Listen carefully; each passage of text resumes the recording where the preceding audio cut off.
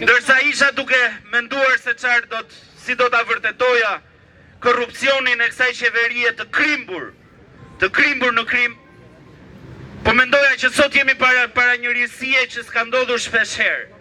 Sot ne nuk kemi më nevojë të vërtetojmë korrupsionin. Ai është në dritën e diellit, ai është para syve të gjithëve. Sot ka ardhur momenti që ne të marrim masa. Si të marrim masa? Ne sot duhet ngrihemi të gjithë, të vegjël e të mëdhenj, të rinj e të vjetër, burra, gra, kundër këtij korrupsioni. Duhet të ngrihemi për të ardhmen tonë. Kush është mosha ime mbante mend që deri para disa vitesh, prindrit tanë thonin, ne hëngrëm çajirin, po të paktën të përpiqemi për fëmijët tanë, që jemi ne. Ne sot po themi jo vetëm të përpiqemi për fëmijët tanë, por sot ne duhet përpiqemi për niprit tanë.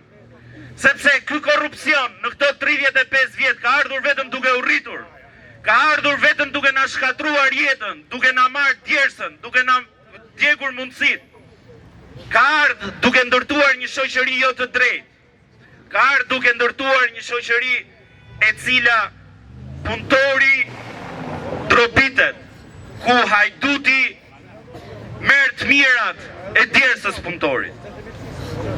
E keqja e kësaj situate sot nuk është vetëm korrupsioni galopan, por problemi i madh që kemi sot para nesh është fakti që ky sistem është kthyer në model të qeverisjes jo vetëm të shtetit në krye të tij, jo vetëm qeverinë shqiptare, por në çdo institucion të shtetit shqiptar. Sot nëse ti nuk je i korruptuar, nuk mund të jesh më drejtor. Sot nëse ti nuk je i korruptuar, nuk mund të jesh më shef sektori.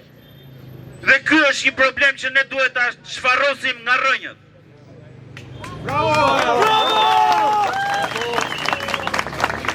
Arlindi tha që korrupsioni vret njerëzimin, vret shoqërinë. Për fat keq, sot korrupsioni ka vrarë edhe të ardhmen.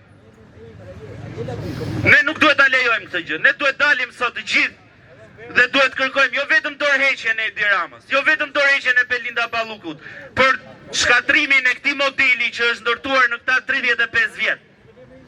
Bravo!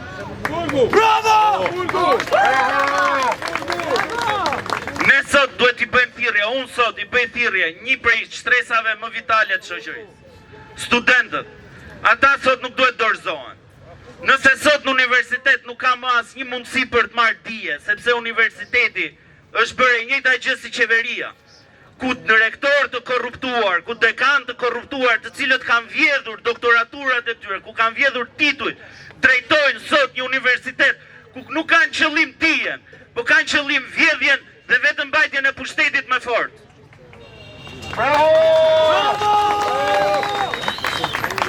Prandaj, ju bëj thirrje, mos u dorëzoni dhe vetëm luftoni. Nëse ne nuk luftojmë gjithë bashkë, nëse ne nuk kërkojmë të drejtat tona, nëse ne nuk kërkojmë dorëheqjen e kësaj qeverie, të kësaj zëvendës kryeministre, gjithë njerëzve të korruptuar të këtij vendi, ne nuk do ja dalim sa dot. Keni parasysh, nuk jemi më vetëm, jemi shumë prej nesh. Na mjafton vetëm të bëhemi bashkë.